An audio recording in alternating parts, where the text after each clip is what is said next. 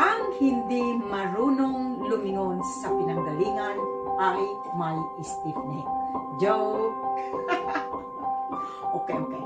Ang hindi marunong lumingon sa pinanggalingan ay hindi daw makakarating sa paruroonan. Naniniwala ba kayo?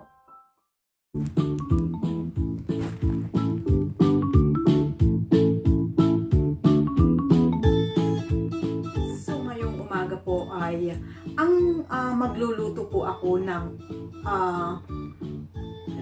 lutong ulam ng laking mahirap na katulad ko. Ayan. Ito po ay isang paraan na paglingon ko sa aking pinanggalingan. Ayan. 'Di ba?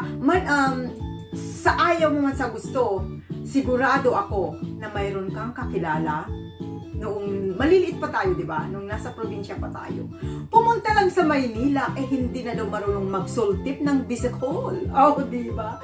Ayan. So ang aking lulutuin ngayon po ay napakasimpleng luto, yung paksiw na bangus. Ang luto na gagawin ko po ay yung kung ano yung kinalakihan ko noon. Napakasimpleng luto ito, paksiw na bangus. Ayan, so iyon po ang aking lulutuin. Isang paraan ko para magbalik tanaw sa aking pagkabata. Ayan, kasi tayo po na nasa ibang bansa, minsan namimiss natin ang ating mga nung ating childhood, yung mga niluluto ng ating mga magulang noon. Ayan, so ito po ang aking paraan para magbalik alaala po ako nung aking kabataan. So samahan niyo po ako para lutuin natin ang aking paksiw na bangus.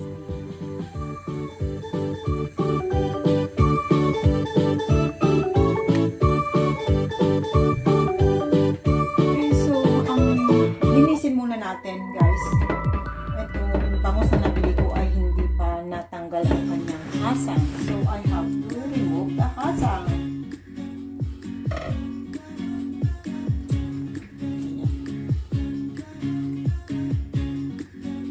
Ano ba ito? Yung fin niya.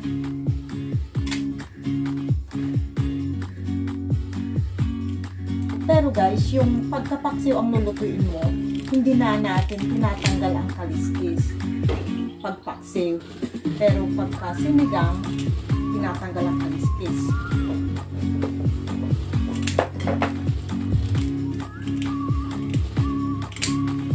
Rito at paksiw, hindi tinatanggal ang kaliskis.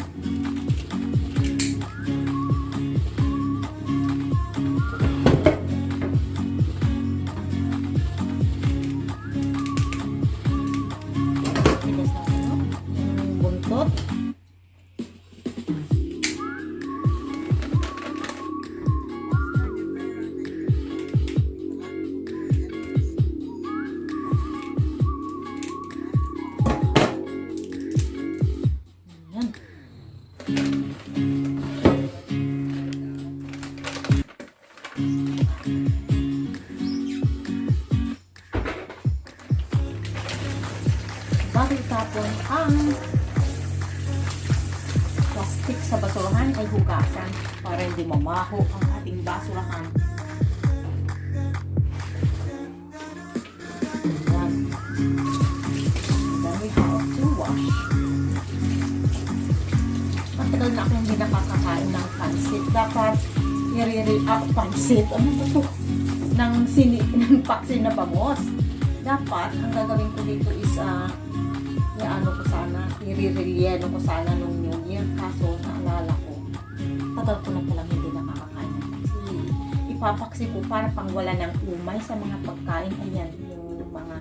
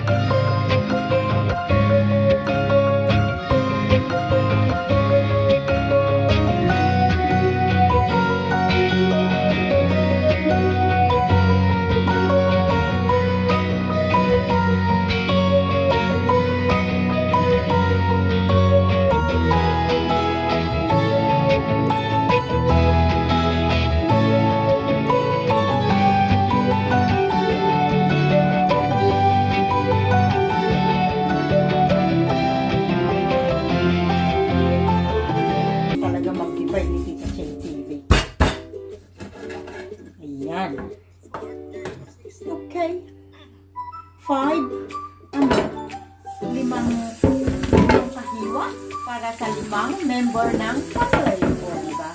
Bongga.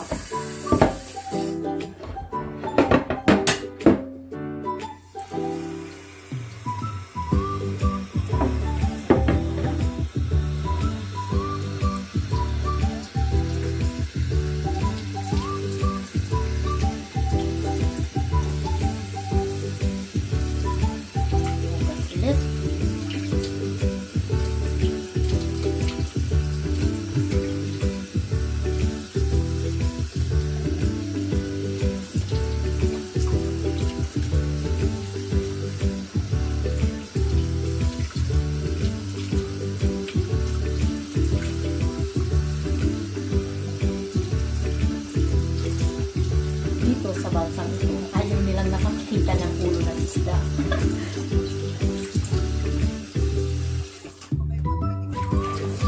Kagaliit daw. Paano na lang kung makita nila ang mga Pinoy na sipsipin pa talaga ang ulo ko, di ba? Ay, naku. Ito guys, simple lang po ang aking ingredients dito. Actually, it's just luya, sibuyas. Noon, ang sibuyas na ginagamit natin is yung pula na maliliit. We call it shallot dito. Pero ito, mahal yun dito. So, ito lang ang gagamitin ko. Puting, sibuyas, at saka sa ngayon, wala akong fresh na sili, ng green sili. Pero ito na, ilalagay ko. Pwede na to. Yung nakabote. Yan. Yung nakabote yan ay ilalagay ko. Same pampaanghang lang din naman. Gagamit din ako ng i-level up natin konti guys. Ito yung Norna fish flavor.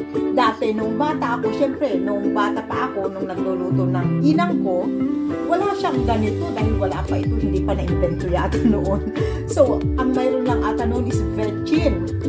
Ajinomoto noon, di ba? Oh, no. I am not hindi po ako nagpo-promote ng product here. Okay? I'm not promoting any product here, guys. Okay, yan. So, ito lang. And then, gagamit ako ng suka. 1/2 cup of suka and then a cup of water. Yan ang aking gagamitin. Yan. So, balakan ko muna itong aking luya. Ingat lang po kayo. Kung hindi kayo sanay talaga na gumamit ng kutsilyo like what I do, huwag niyong gagayahin. Okay? Kasi ganito naman ang ano namin noon. Kung malit ako, ganyan lang ang nagawa namin. Magbalat ng kahit anong balatan. Okay. Wala pang fancy na peeler noon. Yan. So, ito lang.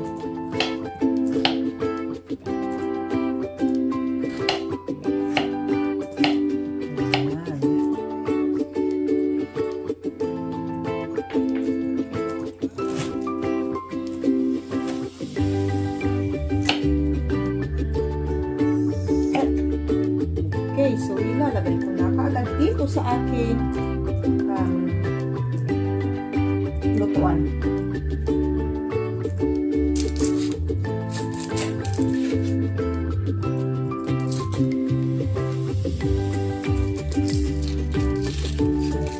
Ating sibuyas na puti. Dapat pula.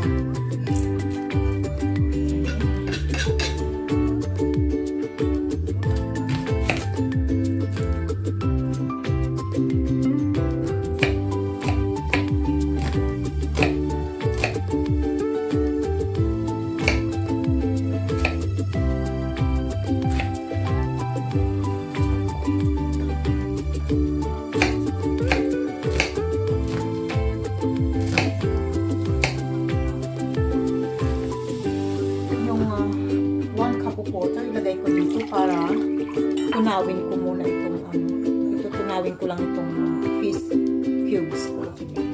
Para pang dantag-lasa lang. Level up konti. Diba?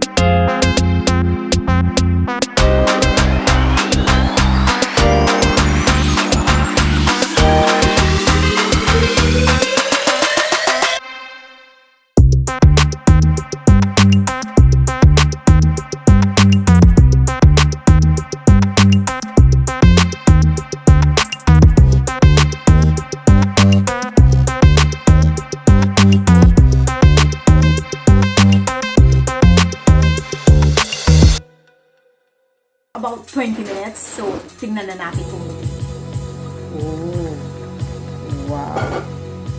Mausok. Yan. Luto na siya. Ang ating paksiw na bangos. Luto na, guys.